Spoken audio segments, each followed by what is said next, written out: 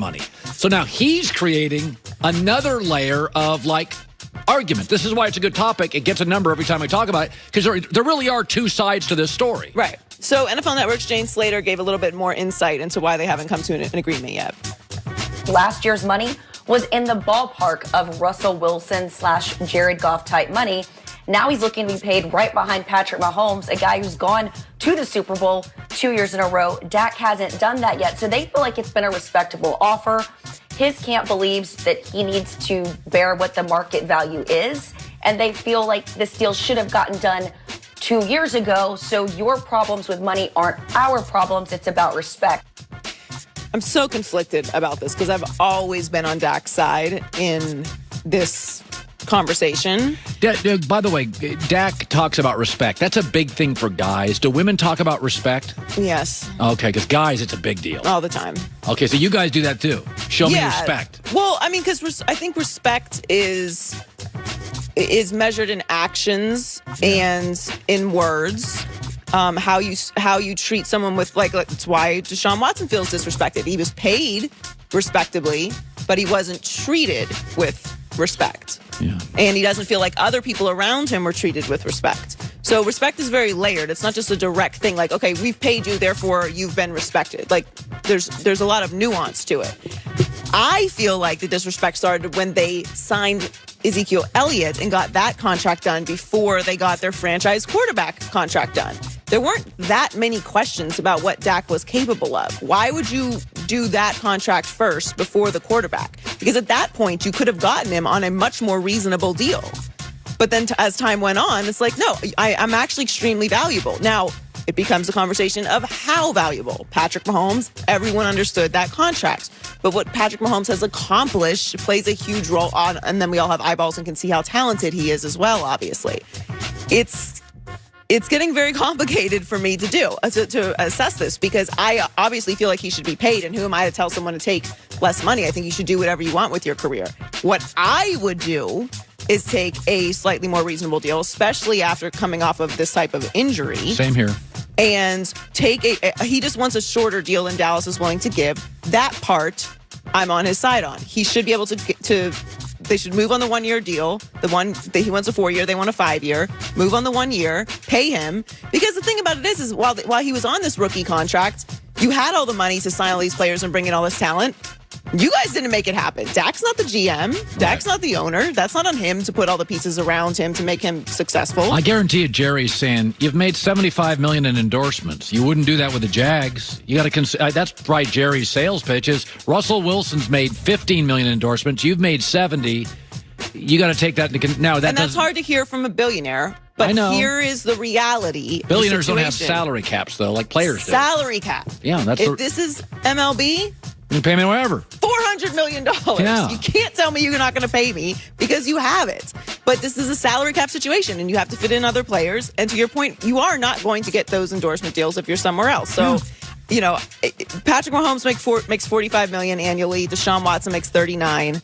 So he's looking for somewhere, assumedly, in the $40 million range. And when you look down at what those other guys have accomplished, Russell Wilson, Ben Roethlisberger, Patrick Mahomes is a Super Bowl, Russell Wilson is a Super Bowl. We all think, well, not all of us, you and I think Roethlisberger should hang it up, but he has two. And Jared Goff played in one. Aaron Rodgers has one.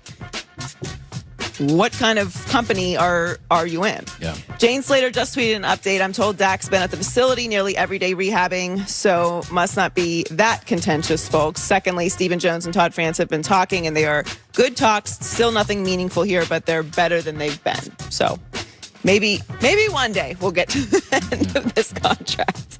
So Trevor Lawrence is only a couple weeks into his recovery from left shoulder surgery, and he's already getting good rehab work in. He posted a few pictures that showed him lifting weights and working with a physical therapist, and added the caption, "Day by day." Now look at that picture. That looks like a number one pick. He's standing next to a man who appears to be a normal-sized man. Well, Trevor Lawrence is 6'6". Yeah, look at Trevor Lawrence. By the way, that's what a number one pick looks like. He doesn't look like anybody in your family. I mean, look at his chest. Look at his size. Look at his... That is what a number one pick... I'm sorry, but Zach Wilson at BYU looks skinny to me. Okay, but we've seen skinny, undersized guys be very successful outliers, obviously. Tom Brady being one of them. He would not appreciate that. Well, he was a 5th round. I wouldn't pick Tom Brady pick. number 1. That's right. Yes. I'm glad that his this is the thing now. You know, I think when guys first started posting like rehab and training videos and workout videos, it was kind of like made fun of. And now it's kind of necessary. Like everyone wants updates on your progress and what you're doing in the off season. But I'm glad that his rehab is coming along nicely. And you've been in physical therapy as of late. It stinks. So you know how. I got it tomorrow at 3. It stinks. It's the worst. It's the worst. The injury itself is bad, right? It can be painful, but the rehab is really what drains your spirit. It's exhausting. It is exhausting. And it's crucial. So, by the way, if you have an injury, go get physical therapy. Guys hate to do it. Well, a lot of times what happens is you don't get the proper physical therapy, you don't take it seriously, and then you don't recover properly. I talked to a doctor yesterday, Dr. Thomas Lowe. He's a great doctor. And he was saying, I skied a couple years ago. I banged up my shoulder. I didn't take care of it. It just kind of healed by itself. And I thought, you're a doctor. But by the way, it shows you.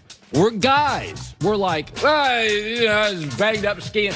We guys, right now, as a pro athlete, you have to do rehab. Your team, but they're still human beings. Like to your point, it's exhausting to do rehab. It's like another job. Now, when you're a pro athlete, obviously it is your job to rehab, and the same way it would be your job to train and work out. Is my doctor going to be mad at me because I said his name? He's a brilliant doctor. He's brilliant, literally brilliant. But he was talking about a ski accident. Well, maybe he's a doctor. I'm sure he's very busy, so he didn't feel like doing it. But it's funny how guys. I didn't want to rehab. When I tore my ACL, I was like, I don't feel like doing any of this. I didn't rehab until my wife literally said, you can't sleep on your left side. Something's wrong with your body. Get it fixed. I had to be I was in so much pain. I couldn't go on my left side. And I was like, it'll go away. My wife's like, 7 months, it hasn't gone away. Don't be an idiot. Yeah, guys are weird. See, I don't have the pain capacity for that. If I'm uncomfortable for 5 minutes, I'm like, all right, I'm getting this fixed. Not me. I'm a warrior. I'm not. So finally, LaMelo Ball continues to impress his rookie year. He averaged 20 points, 6.2 rebounds, and 6.7 assists in the month of February. With those numbers, he became only the 3rd teenager to play at least 10 games in a calendar month and average at least 20 points, 6 rebounds, and 6 assists per game in that stretch. He's in pretty good company. Only 2 others to do it, one being Luka Doncic and LeBron James. Yeah. I mean, he's surprised me. I thought he was really flashy. And I thought, I've seen his brothers play. A little bit of sizzle, not enough steak for me. But he really is, when you watch him play. And I don't watch a lot of Charlotte stuff, but the times I watched enough NBA, he's aggressive offensively. You can tell by the way he plays, he thinks he's a great offensive player. And that, by the way, that's a big chunk of it. I'm not a huge bragger. If I'm wrong, I usually just kind of ignore it and then it'll go away. Yeah. But I'm pretty proud about how right I was. Yeah, you called this one. I think I deserve just one. Just one. Hey, that's right. A couple experts here. When we get it right, we want to hear about it. Yeah, Joy with the news. Well, that's the news. And thanks for stopping by. The Herd Live News. I was thinking about that J.J. Watt situation. It's well documented now that younger general managers in the National Football League are more willing to trade than older general managers. It's cultural. The less needs. They're going to go out. Howie Roseman. The young GMs are much more about making trades and making deals. The old GMs not as much.